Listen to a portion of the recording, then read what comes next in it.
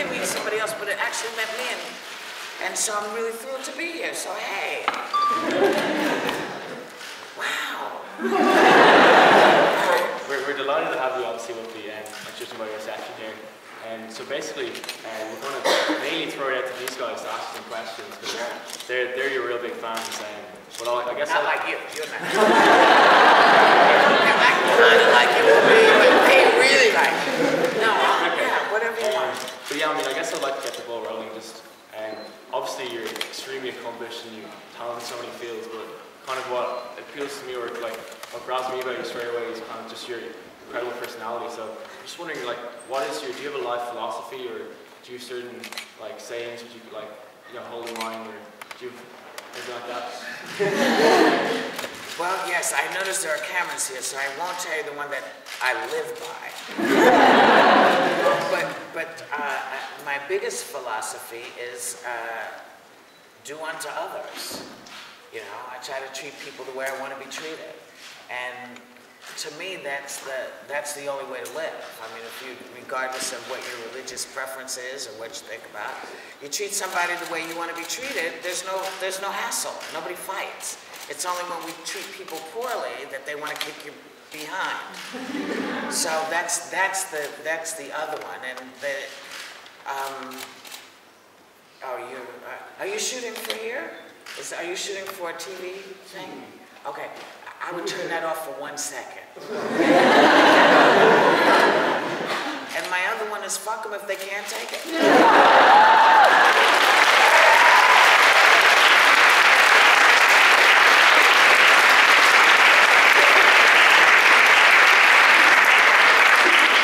And he walked away with the camera.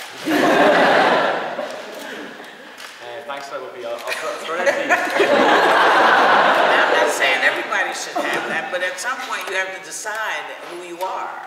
Are you going to be you? You're going to follow the pack. Be an individual, it's hard. To be yourself is the hardest thing in the world, because people don't always like it. They give you a lot of crap for being who you are. But if you can manage to get through that and stay who you are, life's a lot simpler. Because it means you can make your own decisions. You're not on the train with everybody else, unless you choose to be.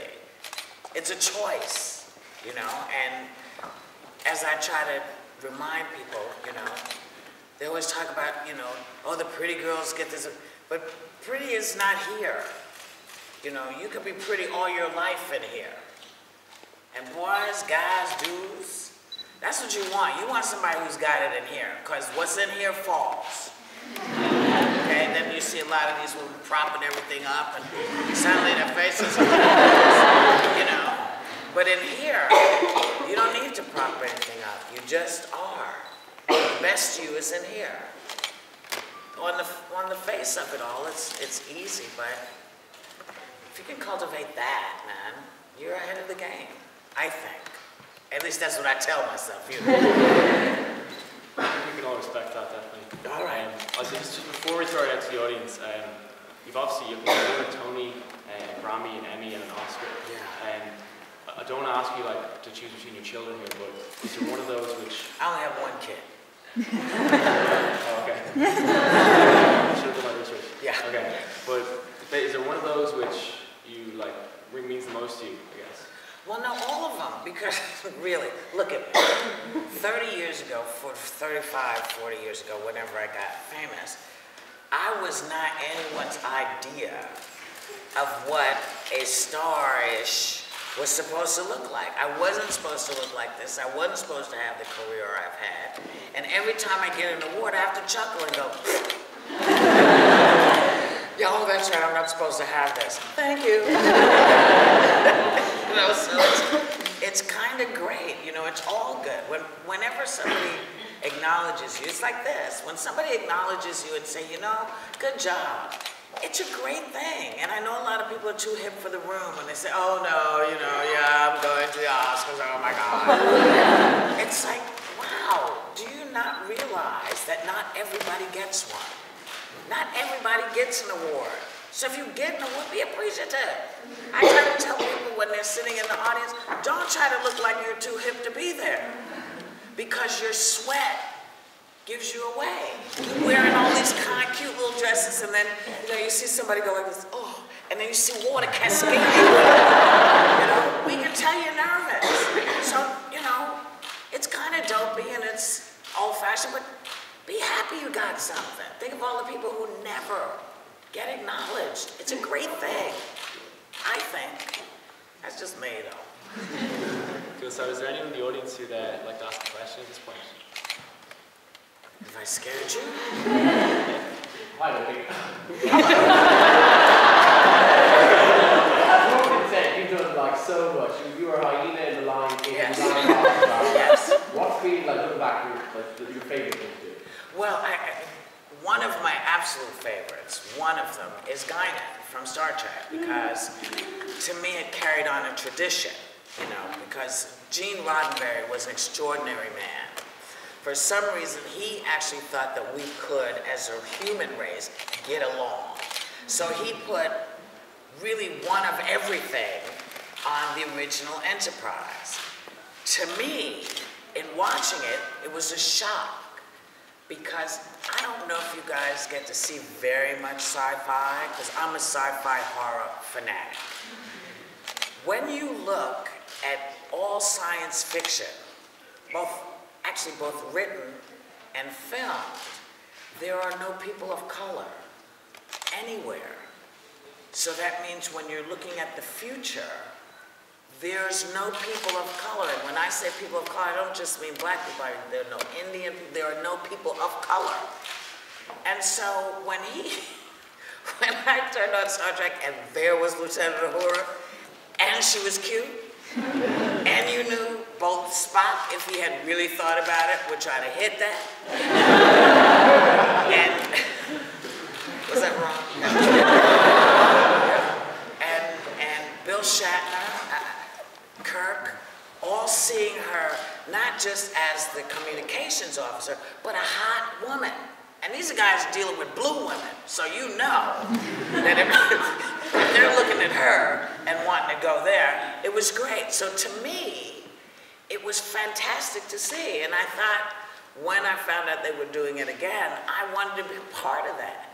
You know, I wanted to be part of the communication that the future is all of us. And so I did it for 7 years, which was kind of six, 7. 6. Sometimes I can't remember. But it was 6 years, but it was a great 6 years. That and the hyena. Because the hyena and Lion King, my granddaughter was a little girl when it came out. And so I got to take her, you know, because you always want to look good to your grandkids, you know. And this was really the first thing that any of them could see that I had been in.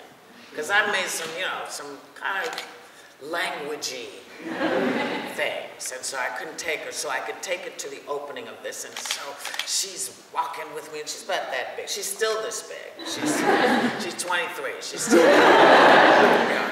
And so we're walking, and we go in and we sit down. I'm sitting next to James Earl Jones, and I have her on my lap, and he's talking to his wife, and he happens to look over and see me, and he says, "Hello, Whoopi." And I feel this little body go, and once we finished saying hello and doing greetings, I whispered in her ear, "What's the matter?" And she said, "Darth Vader."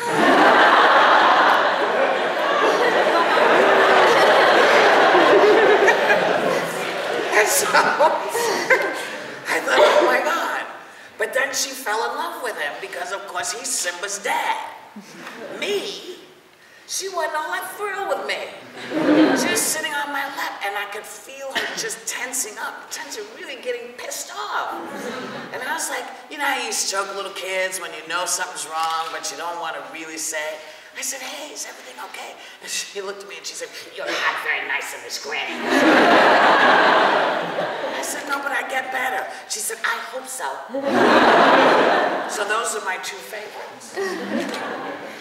I guess just like related to that role in Star Trek, as like a woman and a black person on television, do you feel like a responsibility to represent those groups? No. No.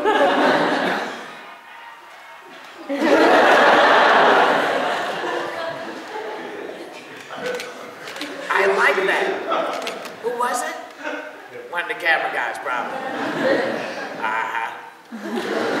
Might as well call her and tell her where you are. No, because if I'm representing, it's sort of stating the obvious. You know, I am black. It's not like I woke up yesterday and I was Asian. Now I'm black to represent black people. No, it just is. It is. It's just what I am. It's part of, you know, it's like you. You're a white guy. You know, you don't represent white guys.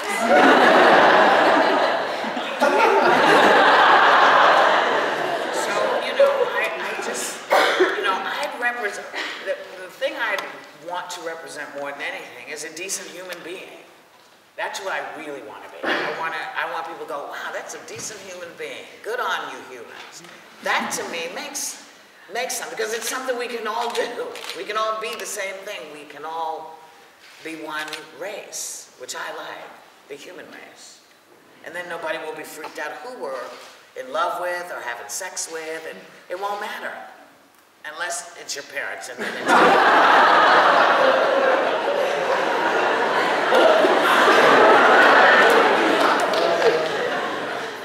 just say it. Cool, I guess I'll just give a chance to throw it back out to the audience. If you have any questions, yeah. Hello. Oh. Please stand, darling. Yes, please, so I can see you. Oh, great. Hi. Come and play. I'd love to. I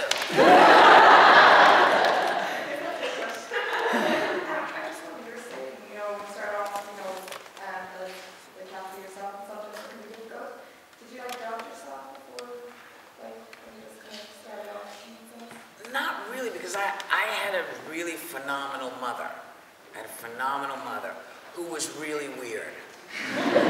And so she raised two really weird kids, my brother and I.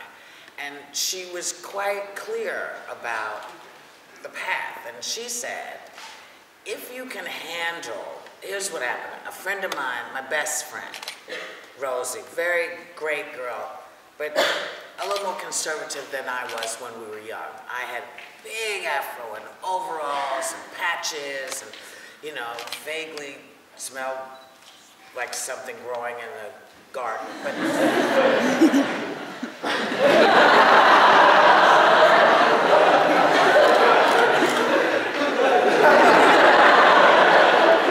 anyway, we were going to see Franco Zeffirelli's amazing Romeo and Juliet. Have you all seen that? Have you ever seen this? Fantastic.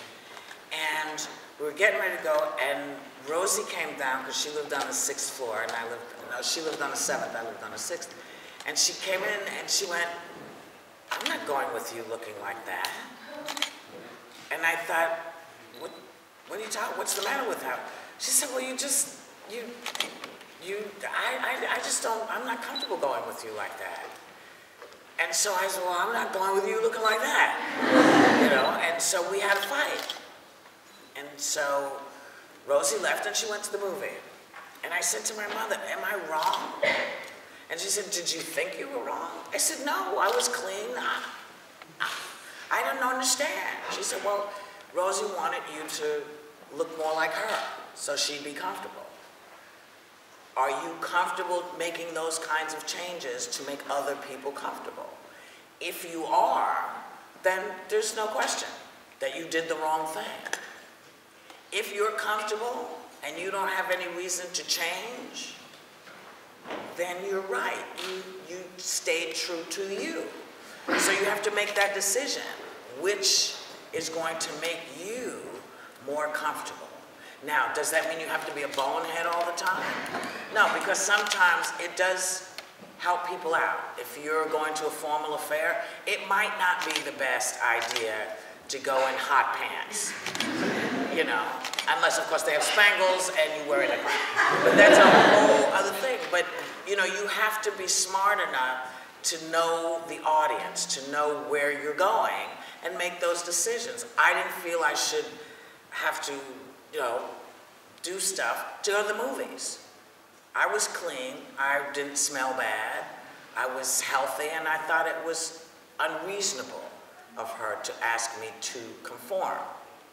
So I've always tried to live my life that way. It doesn't always work and it's not always pleasant, but it is me and I'm comfortable with it. Thank you.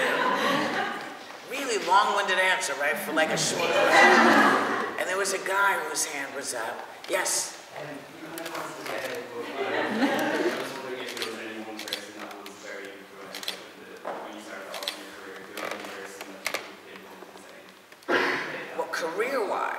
Career-wise, yes. Mike Nichols was very influential. Paul Simon was very influential. Simon Garfunkel. Robin Williams, and you know, those were the folks that I talked to. You know, and you know, my God, it's gone. It left my head. Oh, Jeremy Irons.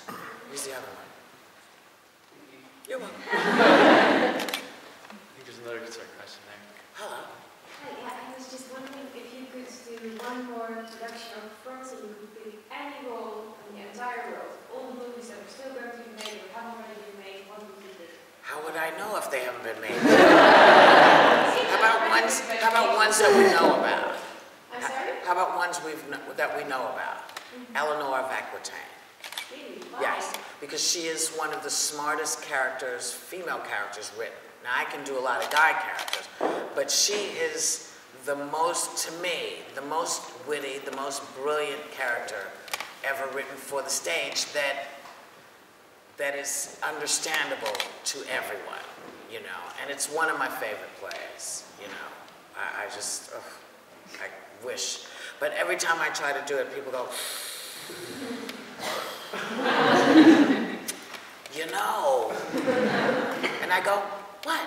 And they go, well, you know, it's set in early England. I go, I know.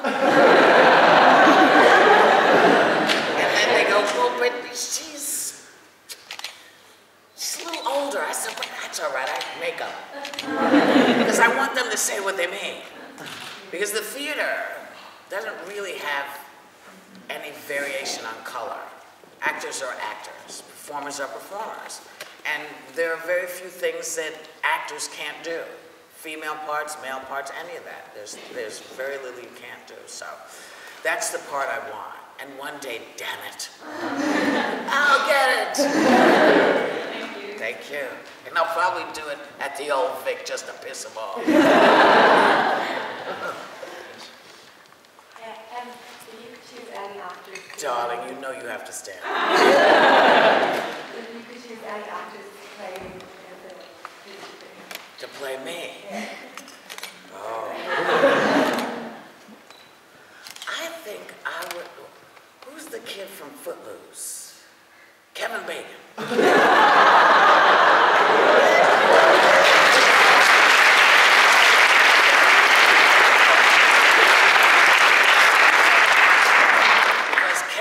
Do anything. I mean, I don't know when the last time you saw him, but he's one of those actors that can do anything, and you buy it. You would believe him as me. Man. Absolutely, Oh, yeah. great. Oh, thanks. Thank you. This is a very quiet side of me. And there you are. Hi, I was wondering, has music always been a huge part of your life, and when you realised you could sing? I have yet to realize I can sing, but music has always been a huge part of my life because I'm dyslexic. So one of the ways I've learned lots of stuff is if it's in sing-song, you can remember everything. And I can remember music from when I was like 7. Because also, one of the great things about music is that you don't have to understand the language it's being sung in. You just need the groove. And as long as you have the groove, you're fine. Now, sometimes you don't want to sing words you don't know what you're singing. Because I've made that mistake and it's not good. People get really upset. You know, you think you're singing something great in Italian and really you're like cursing somebody's mother. You know, it's terrible. But I love it. And, you know, there are real people who can sing. I mean, there are real singers out there, like Patti LaBelle. Do you know that voice? That voice, Patti LaBelle can stand on her head. I've seen her do it. She can stand on her head and hit a high C with no orchestra. That's a voice. Mariah can do that, you know. Some of the other ones I'm not sure that they can, but when you hear a real voice that doesn't need an orchestra, doesn't need anything, where they can stand in the corner, chew gum, and sing at the same time, that's real. That's real. So, but thanks for the compliment. Hello. Come on, Taylor. Hi, I'm Madeline. You talked a lot about how you are not willing to compromise on who you are. Do you think that's one of the biggest reasons why you had such a long-lasting career? Yes and no. People don't like it when you want to stay yourself. And sometimes you shoot yourself in the foot. But in the long run, in the big picture, I'd rather have a couple of holes in my feet than pretend to be something I'm not, because I'm no good at it. I start to get pissy, I don't want to do this, you know.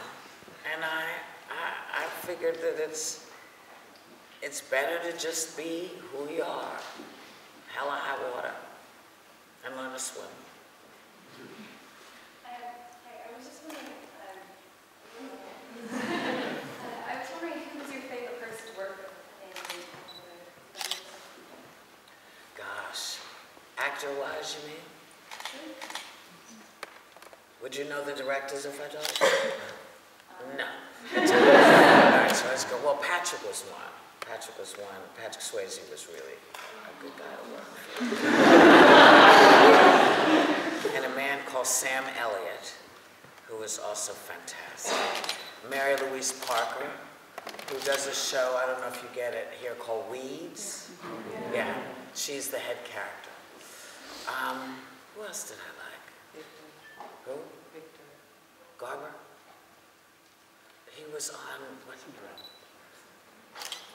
Did you all see the Cinderella that Whitney Houston did? Yeah. Okay, the guy who played my husband, who was a great, wonderful, he was on a show called Alias. Fantastic singer. Just, there's a lot of folks, and Herb Ross, who was a magnificent director, and the guys who directed Airplane. I loved them, because he did Ghost. No. Did Ghost. Who directed Ghost? Zucker. Thanks. Not Jeff Zucker. Zucker. Jerry Zucker, yes. He and his brother made Airplane. Do you know that movie? Yeah. Do you think it's funny? Yeah? Good. When you started your career, did you have any goals or expectations, and were you surprised at the path you took? I was happy to have a job. A job in the industry that kept telling me I wasn't, no. And then they saw my work and they went, oh, okay. So Mike Nichols got to walk me through. And then Steven Spielberg said, oh yeah. And so people had a harder time dismissing me because I'd been walked through the fame door by two brilliant directors. So, you know, it took a minute, but it was all right.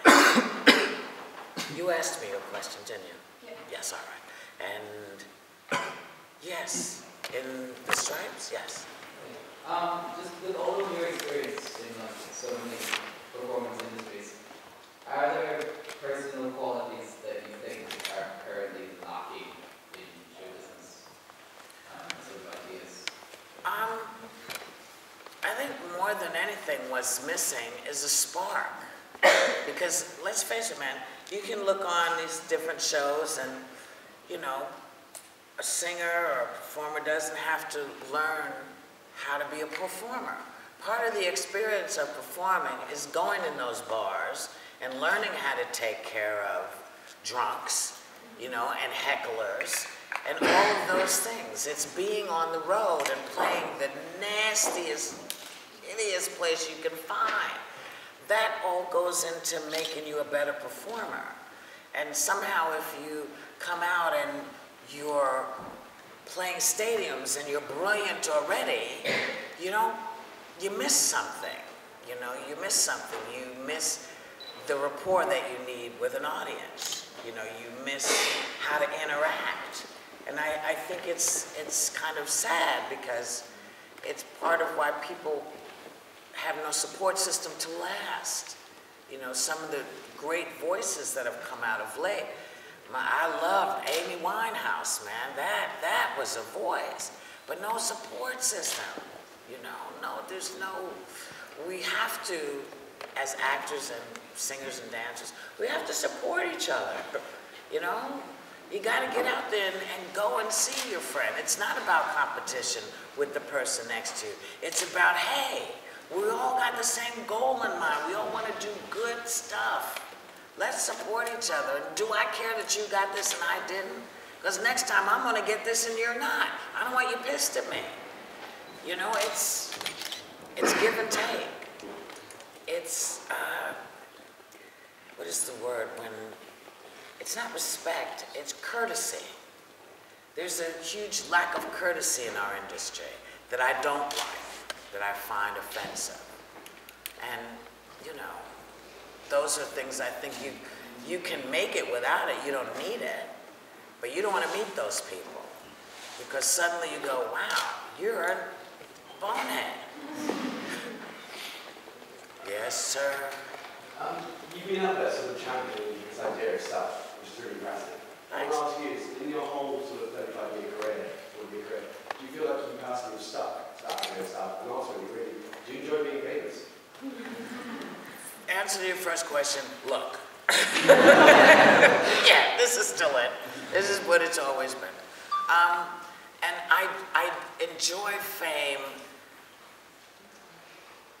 more than I don't enjoy it. There are tough parts of it, and I'm not always at my best. We had a very interesting moment today as I got here and was looking around because I wanted to find some interesting stuff to wear because I didn't want y'all to think I didn't care. So we went shopping and, people were saying, can I take a picture? And I was saying, no, let me shake your hand instead because it helps me move along and it gives me eye contact. It lets me interact without having to stop because once I stop, it's like Disneyland. And a guy said, well, I want to take your picture. And I said, no, dude, really.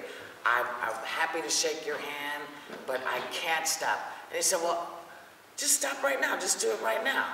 I said, sir, and I'm still walking, still moving. I said, I really can't because if I start that, I'm here. Because if I do it for you, I got to do it for everybody. He said, no, you can just do one. I said, dude, I can't. I can't. And he said, well, I'm going to follow you. That's no way to treat your fans. I'm going to follow you wherever you go. I said, fine. So we went to the shoe store, and he came in the shoe store. And he'd walk away, then he'd come over, and he yelled, oh, I wouldn't get those shoes for here, Whoopi. And I got really pissed off. And I started, and thank God my kid was there, because she said, no, no, no. And she grabbed me, no, no, no. Because at that point, I felt I had done what as a famous person, what you should do. You should acknowledge the people who give a shit about you, But you're gonna come into a place of business and start some stuff. And I was finished, we went and got the cops, which is probably the right way to do it. I got the cops not because he was such a bonehead, because he was, but because he forgot that it was my right to do what I was doing too. And to tell me that unless I give you what you want, you're gonna hassle me, and I just stopped smoking cigarettes. So he's really lucky. You know what I mean? So those are the times I don't like it because I just think people forget that you're a person. You're trying to do the same thing. But really, he's gonna sell the thing. I know that, he knows that, but yes, I know. Hi, how are you? Good. On the topic of you stopped smoking cigarettes, actually, I have cystic fibrosis. We have the highest incidence of CF in the world here. And it's because you saw, you should tell the story, obviously. Well, but you saw the tweet. But I've been tweeting because I saw your tweet and we've been campaigning. Did you tweet me back? I tweeted you back. You did? Yeah. Because you said you were going to be, oh, hey! Well, we've been campaigning here for better services for the past 7 years and raising awareness, and I just thought it was so amazing that a few days after you had experienced this, that you're here, where the highest incidence in the world is. And I just wanted to say thank you for inadvertently raising awareness through that and good luck. I hope, I hope you get there without. Well, I have to tell you, I've been 6 days no smoking, and I'm not missing it. I was surprised that I wasn't more cranky. But let me tell you the story of what happened. On Saturday, I went to Washington, D.C. at the behest of a friend of mine to host a thing for the science conference that went down. And what's happening in the world of science is phenomenal. There is a patient called the Berliner. Are you aware of him? He's the man that they've cured from AIDS. Cured, okay? He was literally dying, and they gave him this group of things thinking it can't hurt, and it cured him. There's none of it left in his body. With cystic fibrosis, there is a cure for 5%, only 5% of folks with it. Have you? I don't have that gene, but it's the new drug. We haven't got it here yet, but we're getting it. Okay, good. I'll do what I can to speed it up. And they showed this video of these 2 kids. One was, I think he was 7, and his little sister, who was 6. Or no, he was 8 and she was 6. And what cystic fibrosis is you get a buildup of mucus in the lungs, which then sort of congeals, and you have to be shaken in order to breathe. And this little boy and his sister, and it's very rare to see it in siblings, and he says she wants to do everything I do. So she's on the machine and she's getting shaken, and he's on the machine and he's getting shaken. And the last thing he said was, I just want to breathe like normally, like a normal person. And I don't know why that hit me the way it did, because I've been adamant I was not going to stop smoking until the government in the U.S. stopped selling them. Because I hate when people say, it's your health. We're concerned about your health. Look at these pictures of your lungs. This is your health. And here it is for $4.75. I just thought that was wrong. So I said, I'm not going to do it. But watching these little kids, I was doing something he wanted to do. And you're lucky, as you know, because a lot of folks with CF don't live long. So we're glad you're here. But I thought, this little kid, all he wants to do is breathe. I can breathe. I can breathe great. And I'm fucking it up. So I'm gonna slow down. So I said I was gonna do it, and I gave myself 4. Then I smoked 5. And then the next day, I gave myself 4. And I smoked 4.5. And the next day, I woke up, and it was gone. And I mean, I didn't want to smoke at all. And I've been smoking since I was, 12. Cigarettes, y'all.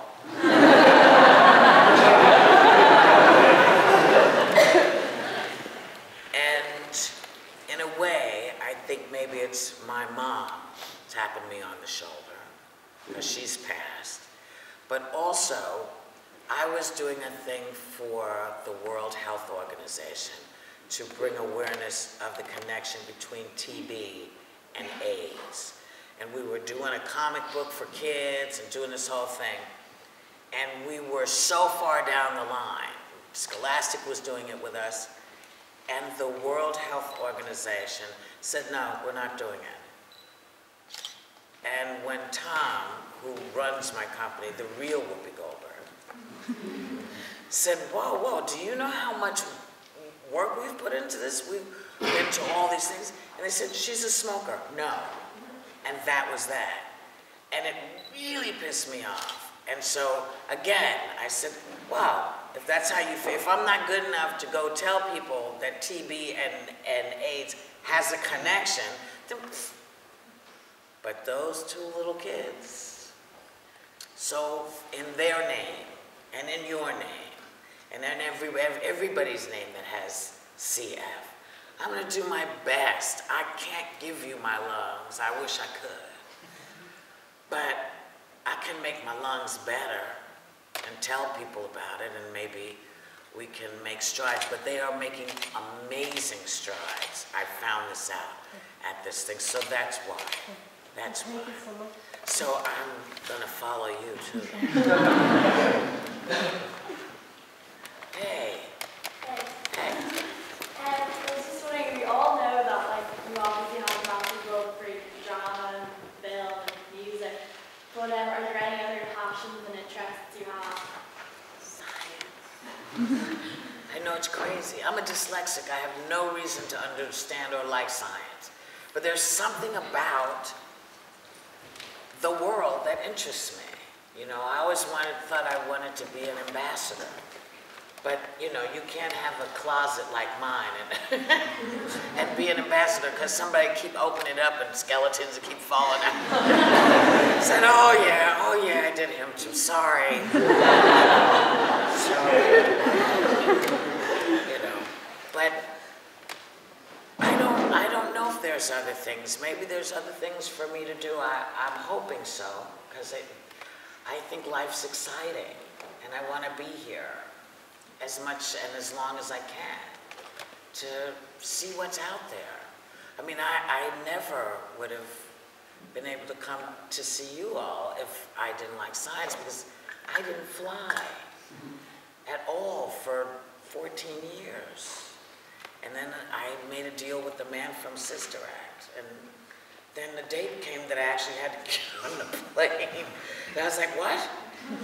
Oh, I have to go to England. Oh shit, okay. All right, so we got an anesthesiologist. Yes, we did. Because when you make a commitment like that, you sign your name on a piece of paper, they will sue you if you back out. So, wonderful thing. I learned all about the science of the kinds of medications that you can put together without having to take them recreationally, which was great. So that's, you know, I'm interested in everything. Everything. And yes. One question I've never been able to answer myself is if I compare Sister Act 1 or 2.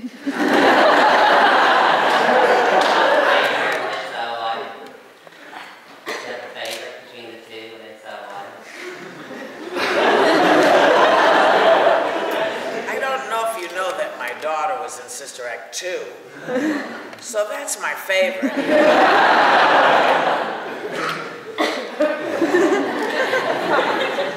I like them both. I mean, how ridiculous. The most ridiculous movie not written for me, written for Bette Midler, which I think always, she always says, but she's brilliant. And who knew that people would take to it? We were in shock. And Maggie Smith, come on. Maggie Smith, man. What was she doing?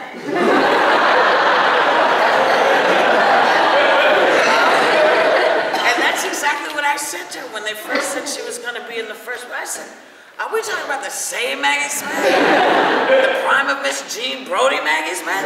They're like, yeah, she likes them. I said, are you kidding? And when she came, I said, why? And she said, well, Whoopi. You know, I like you, and God knows I like a paycheck as well.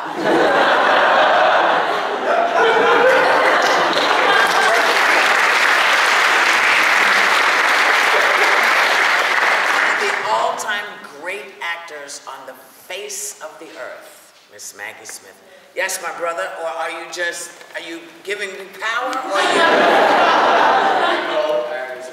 I just want to ask, of all the stuff you've done, the roles you've played over the years, sorry about my voice, is there anything you look back on and you're just kind of like, I really wish I hadn't been in that? Only one thing, and if I tell you the name of it, I know you're going to run out and look for it, but I'm not. But it had a dinosaur in it. That's all. Oh wait, a talking dinosaur.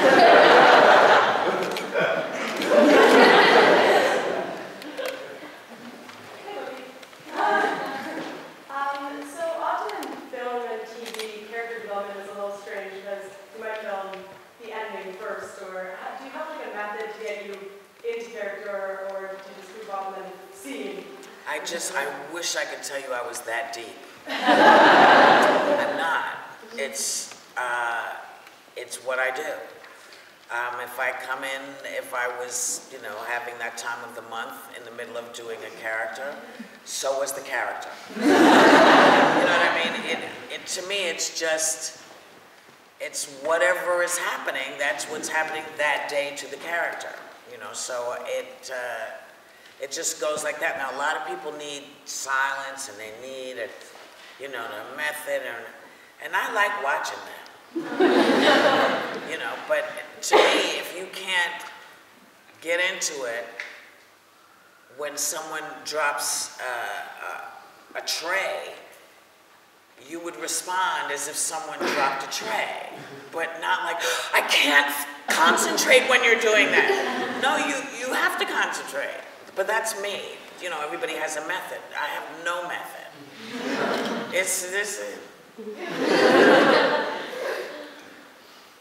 Hey. Hey, sorry, I'm going to stand up.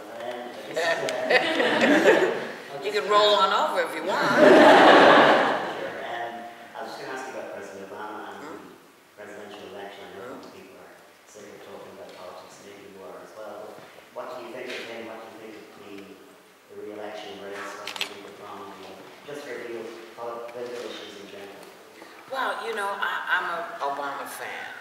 He came into a really tough situation, and he's done the best he could. Has he been perfect? No, nobody's going to be perfect. I like Mr. Romney. He's a very nice man. I don't think he's the president for me, but I like him on a one-to-one basis. Obama is the kind of guy who's like, yeah, okay, I know this is going to piss you guys off, it's going to piss you guys off, but this is what has to be done for the country. And, people get all freaked out, with medical, with, they call it first was Kennedy care, and then it was Clinton care, and now it's being called Obamacare. It used to be called, what is his name? What is the guy's name? His name just went out of my head. Who's running against Obama? Romney, sorry. When he was governor of Massachusetts, he implemented it, and he took out the stuff that didn't work and kept that which did. But now he's gone away from that, and that bothers me. I sort of feel like healthcare should be something that we all have. We'll pay the taxes and pay what needs to be taxed, and the stuff that doesn't work we'll get rid of. So for me, these are sort of no-brainers, but it's going to be interesting. This is not a boring election. You have to call it now, wouldn't you say? I would call it for a moment, Even though he was born in Hawaii.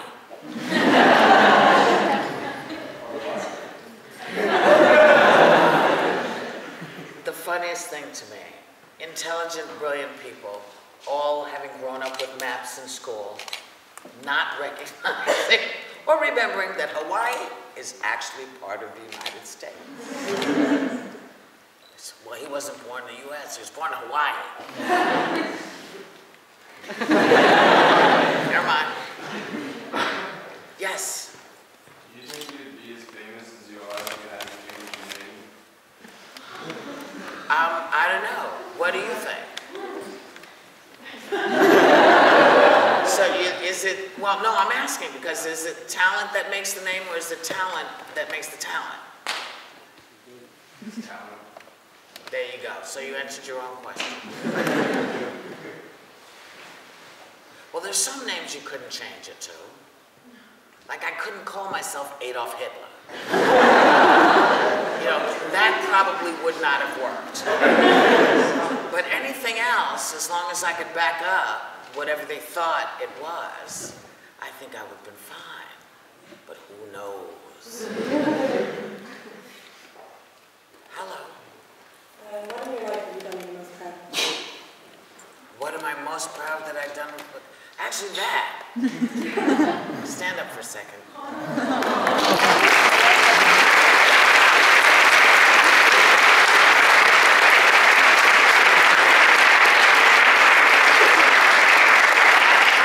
Truly the best thing. That's the absolute best thing.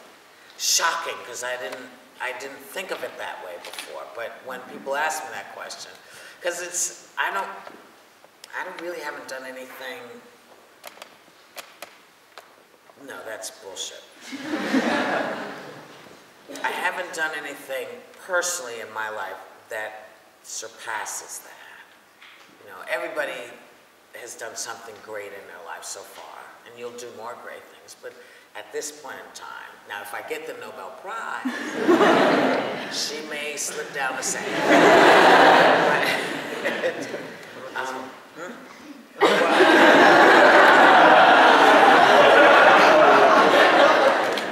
This surpasses just about any award. And let me explain to you why. Because it was so unexpected. It was never, you know, you sort of think, oh, I'm an actor, maybe I'll get an Academy Award. But I never, ever expected to be invited here to Trinity, ever, in my life. And it's a big deal. It's a big deal, because I grew up in the projects. And you know, Ireland and England and France and all these different places, they were places on maps. And when you're poor, you don't think well, you guys can get in a car and drive to another country. We get in the car, we drive to New Jersey. You know, it's not the same.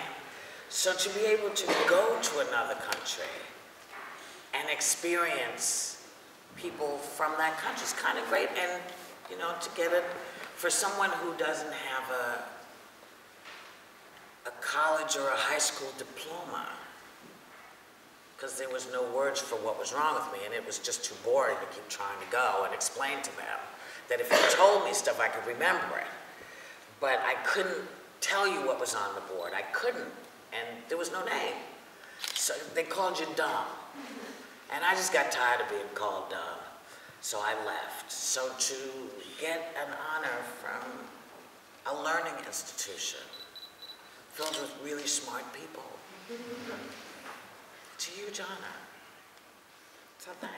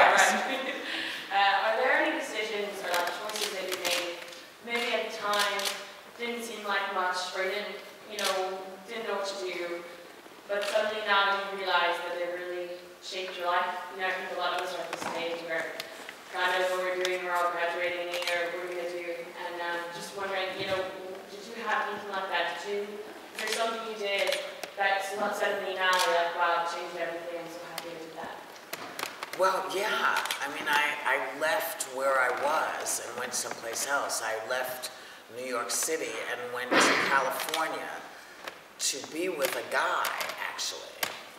And that change facilitated such a huge life change that only recently do I realize the staggering size of it. because I went back to my old neighborhood 3 days ago. And the people were really great. But a lot of them hadn't moved out of their folks' apartments, and a lot of them hadn't moved. And they saw things in a very, very closed-minded way. I was really lucky to have an open-minded parent who understood that her kids were odd, and that's the way it was going to be. So, you know, everything that you do impacts your life. Smarter choices impact your life in ways that later on you think, well, that was a smart choice, but boy, am I bored hell. You know, some bad choices impact your life and you think, oh, if I hadn't done that, I wouldn't have gotten to here and figured this out. So it's really, you're smart enough, all of you are smart enough. You know, I know people keep telling you that you're young and you don't know, but there's things that, pardon me, you do know. You do know. You know the difference between what's really right and wrong. For you. And you know when you're repeating patterns, you're going to BS yourself and say, no, I'm going to try it this way. But you know, if you're running with the same kind of people and you end up in a bad situation, it's the people. It's also your choice. It's all choices, man. And you got to make mistakes. That's part of life. You can't tippy-toe through. Some of them are going to be huge. Just make sure they don't kill you. And some of them are going to be minuscule but have large impacts on your life. And trust yourself. Trust your instincts. And don't be afraid to make a mistake. People are going to tell you, now I don't see a lot of pants hanging low, you know. But I don't see a lot of tattoos, but I bet there's more than one here. No tattoos here? You gonna say? Yeah. This guy is. Did you get a lot of grief for him? No. Your parents were cool. They don't know. What do you think is going to happen when you tell them? I was not planning on telling them. But don't you think that the discussion now that you're here is that, yeah, I'm liking it right now, and if I change my mind, I'm going to change it. But I like it, and it's okay for me. Bad conversation? No, that's totally Yeah, try that one. It worked for her.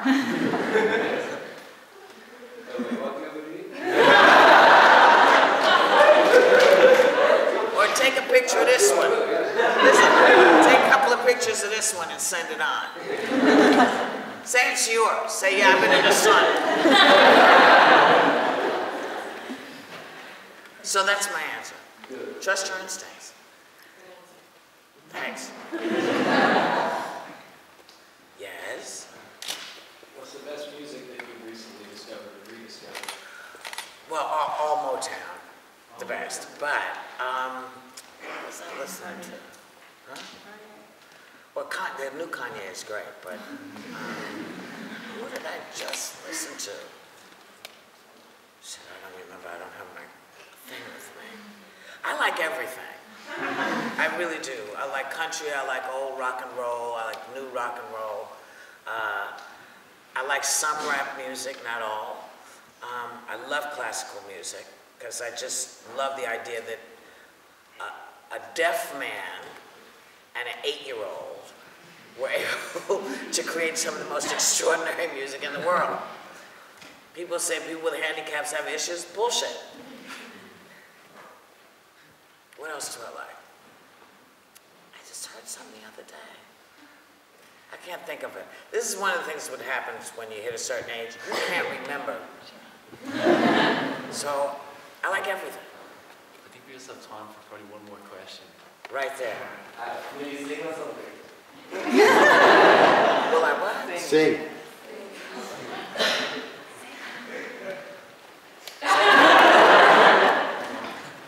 last question. Your choice. Thank you for letting me come. I'm happy I came to hang. I think Ireland's pretty good, but Dublin's rocking it all the way. And that was my song for today.